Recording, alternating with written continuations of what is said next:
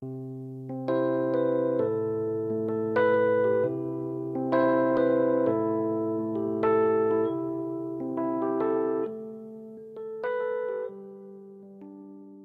was angry. He was an angry guy, and there was always there was tension in our house a lot.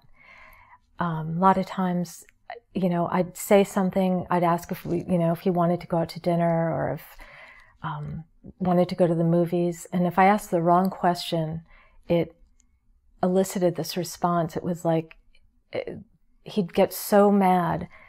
It would be like his voice would boom, and it would be like a manhole cover clanging down on the street. It got so that I just walked on eggshells all the time in the apartment and was afraid that if I said or did the wrong thing, it would set him off.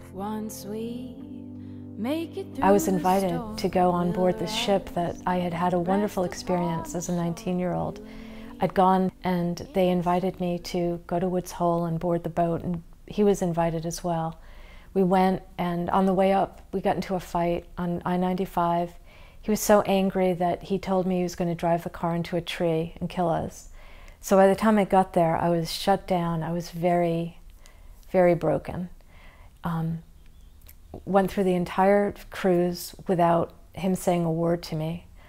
And till the very end, the last day, we got into the car and we're about to drive back to my family house in Connecticut. And the sunroof was open. And I said, "Do you mind if we close it? I've gotten sunburned on the water."